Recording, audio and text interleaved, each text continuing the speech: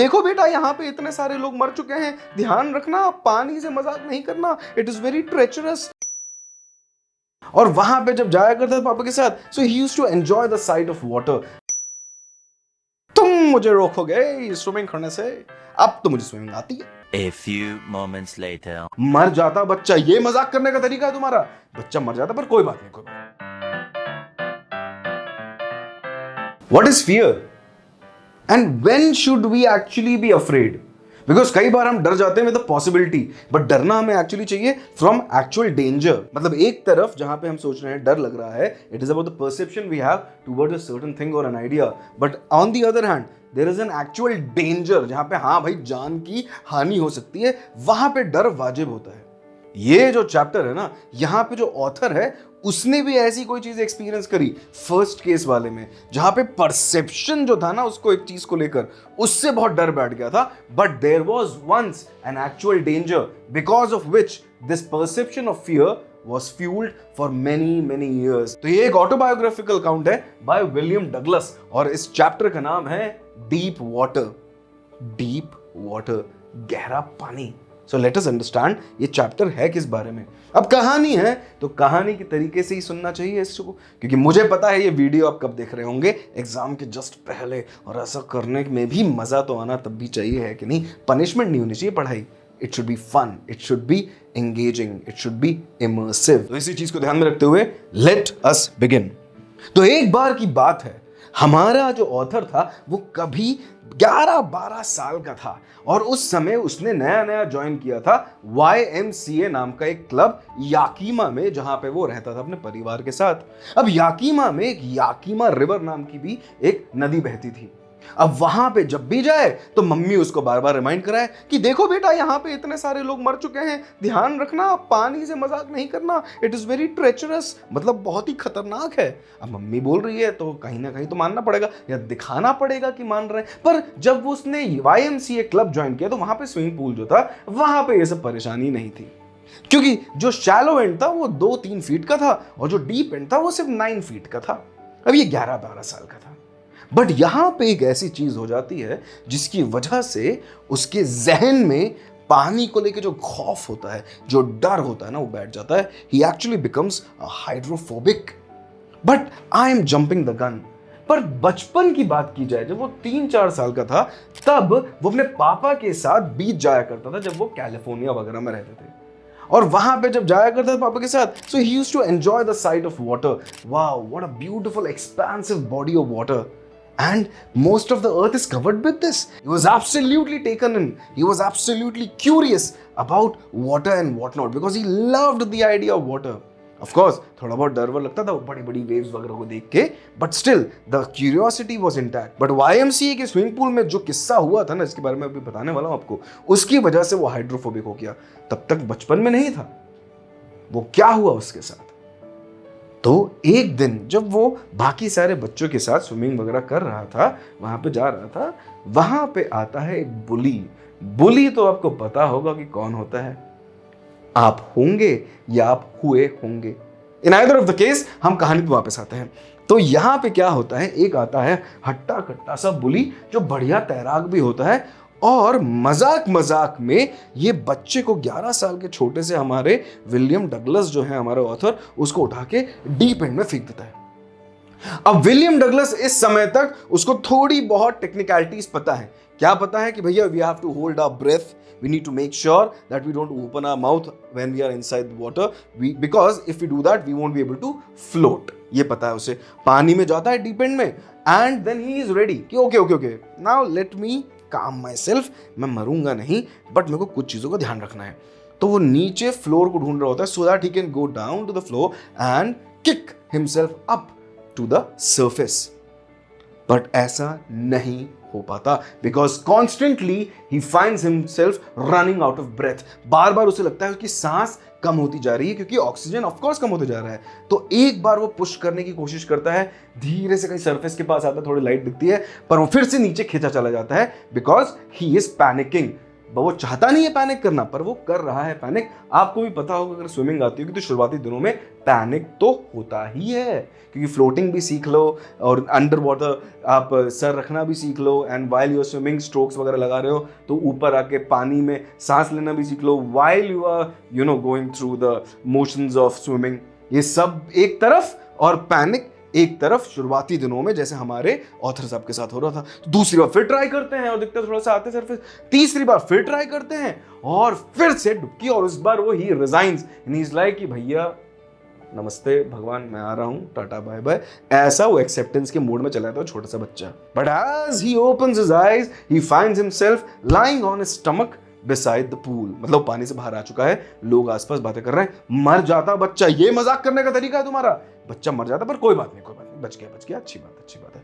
And this was the moment when actual fear of water makes house in his heart and his mind. और यहां से हमारी कहानी इस डर की शुरू होती है, the fear of deep water. Years pass by and he is traveling, he has become an adult, और जब भी वो किसी वाटर बॉडी के पास जाता है तो उसे बार बार लगता है कि I'm unable to enjoy the water body because of what happened when I was, in my childhood. And he mentions a few wonderful places that he wants to visit, some waterfalls, some lakes that he has already shortlisted, but unfortunately ये कभी भी enjoy नहीं कर पाता। And he actually wants to enjoy, for example when he wants to go fishing with his friends or canoeing or boating, ये सारी activities उसके बार बार उसे आके परेशान कर रही होती है, और बार बार ये डर उसको इन एक्टिविटीज को एक्चुअली एंजॉय करने से रोक रहा होता है। वो बोलता है इनफ इज इनफ, अब नहीं हो पाएगा। तो वो डिसाइड करते हैं, अक्टूबर का एक महीना होता है, उस समय डिसाइड करते हैं कि बहुत हुआ ये सब, अब I need to overcome this fear. And then he hires an instructor, a swimming instructor. बोलते हैं कि चलो सिखाओ मुझे स्विमिंग। एंड धीरे धीरे it nearly takes the instructor and this guy, अपने ऑथर को 3 months to do what? To actually finally put the phobia of water at bay. Slowly and steadily जो डर होता है, वो टेंशन जो होती है इनको पानी से लेकर, वो धीरे धीरे हटना शुरू हो जाती है इस इंस्ट्रक्टर के साथ काम करते करते। और इंस्ट्रक्टर के साथ बहुत ही डिटेल तरीके से काम करते हैं। पहले फ्लोटिंग के ऊपर काम करते हैं, फिर स्ट्रोक्स के ऊपर काम करते हैं, फिर धीरे धीरे, अगर आपको पता होगा कि शुरुआत में जब हम स्विमिंग करना सीखने की कोशिश करते हैं तो सर को पानी के अंदर डालने में बहुत डर लगता है। पूरी तरीके से ऊपर मुंह करके जो करवाना करवा लो, पानी के अंदर सर मत डलवाओ भैया मेरा। ये वाली स्थिति को भी धीरे धीरे ओवरकम कर लिया जाता है। एंड फाइनली इसके साथ वो आता है एक ऐसे पोजीशन पे अपनी लाइफ में where he can say yes I am still afraid of water, but that fear will not keep me away from it. I will begin to enjoy life as I see fit. I will begin to enjoy the activities I always wanted to enjoy, like fishing, like canoeing, like boating, all with my own self and with my friends. ऐसा करके वो decide कर लेते हैं। And I will visit all those beautiful lakes and all those waterfalls and all those water bodies I always wanted to visit as a child, but my teenage experience always kept me away from all these wonderful experiences that my heart knew I wanted to experience. And with this resolve in his heart and his mind, he finally decides to do all of these things. और एक दिन वो पानी water body के पास जाके बोलता है, हाँ, तुम मुझे रोकोगे स्विमिंग करने से? अब तो मुझे स्विमिंग आती है, अब देखते हैं क्या होता है। So he's being sarcastic with water. He's personifying water and he's actually commenting on the water that no more will you grip me in your claws of fear. And because I have overcome it already. He challenged his fear in the face of it and finally conquered it. So basically कहानी का तात्पर्य इतना ही था, overcoming fear. But what it takes, the resolve, the strong willpower and support of the right people around you. These are the things that are required to overcome fear. It was a baseless fear instilled in his subconscious mind. And then he realizes कि ये मेरे subconscious mind is very very powerful, more than our conscious mind. तो यहाँ पे उसको finally realize होता कि I have finally overcome the baseless fear that was embedded in my subconscious mind because of the near-death experience I had come across while I was 11-12 years of age. This experience was valuable to him and finally जाते जाते एक बहुत ही खूबसूरत सी line William Douglas लिखते हैं अपनी इस कहानी में। याद रखिएगा, ये video is not a substitute to reading the actual book. Reading the actual book is always wonderful. I'll tell you why. William finally realized that death is peaceful and it is the fear of death that is terrorizing. क्या बोला उन्होंने? Death जो होता है that is peaceful, but the fear of death is terrorizing.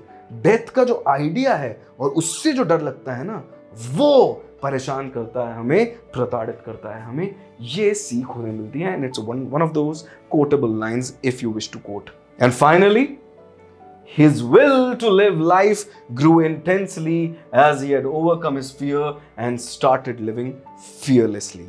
Because वो सारे experiences को finally enjoy करना शुरू करता है जो कि हमेशा वो करना चाहता था. And with that, it's a wrap. Now, अब बात करते हैं क्विक चैप्टर ओवरव्यू की कि क्या क्या किया.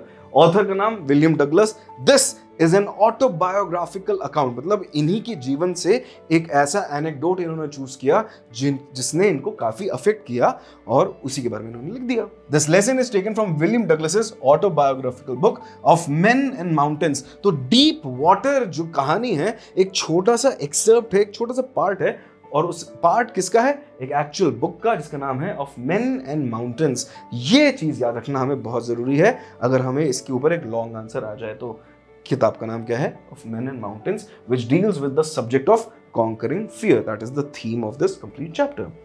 Overcoming his phobia of water and ultimately deciding to face his anxiety through sheer willpower. तो यहाँ पे हम विल पावर की बात कर रहे हैं. किस तरीके से फोबिया एक बहुत ही ज़्यादा सीरियस टर्म है, एक बहुत सीरियस वर्ड है. ये फियर का रेज़ टू पावर 10 कर लीजिए, दैट इज फोबिया. और उसको ओवरकम करना बहुत बड़ी बात होती है, तो विल पावर को ध्यान में रखना है. अब ऑथर के बारे में थोड़ा जान लेते हैं. विलियम ओ डगलस जो है was born in Maine, Minnesota and was raised in Yakima, Washington.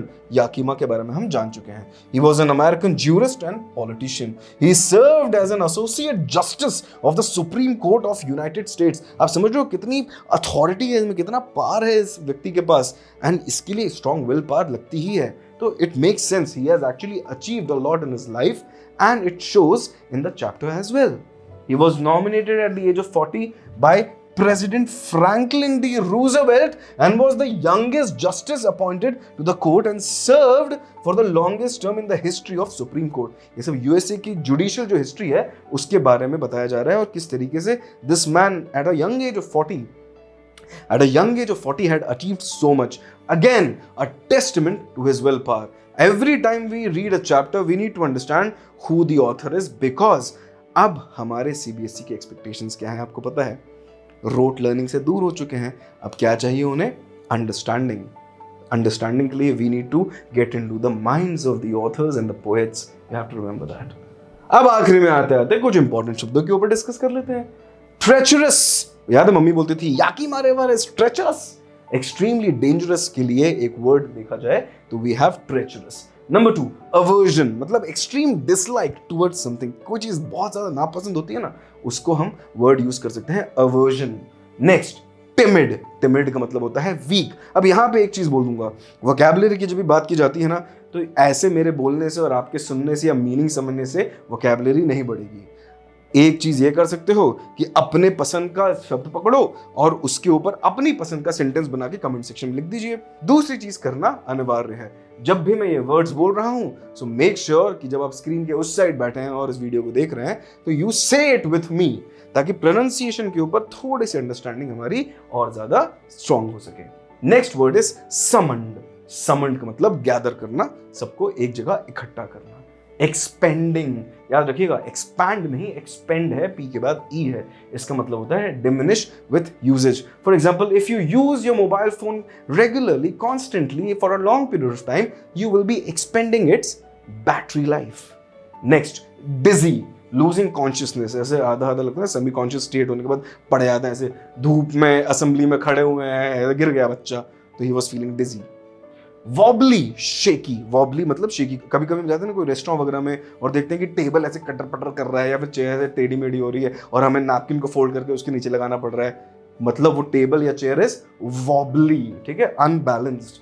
Next हुआ डिप्राइव्ड, टेकन अवे. कोई चीज हमसे ले ली जाती है, हमें मिलती नहीं है, तो उसे डिप्राइव्ड किया जा रहा है हमें. आखिरी, वेस्टीजेस, मतलब विजन्स. वेस्टीज का मतलब होता है विजन्स, जो दिखता है. And with that thank you so much. I hope कहानी अच्छी लगी हो और आखिरी में आते आते हमारा जो छोटा मोटा डिस्कशन होता है वर्ड्स के ऊपर और ऑथर के ऊपर वो भी अच्छा लगा हो. And if you want to continue this conversation in different formats and not just in this monologue style, please make sure that you scan this QR code, which will redirect you to a wonderful Rank Plus application, which is available at Play Store and App Store. पर लगता है कि नहीं ये नहीं करना, ये सब तो ठीक है कर लेंगे, हमें बात करने की इच्छा है, हम चाहते हैं कि हमारे मेंटर से हम one-on-one conversation भी करें. And if you want to do it via text, please make sure that you save this number 9660090049. But you want to speak to us, मतलब एक ऑडियो कॉल पे आप चाहते हैं हम लोगों के साथ बात की जाए, that too can be done. And for that you have to save this number 9116300300. Thank you so much. आशा करता हूँ आपको कहानी अच्छी लगी हो. See you soon. तब तक के लिए बाय बाय.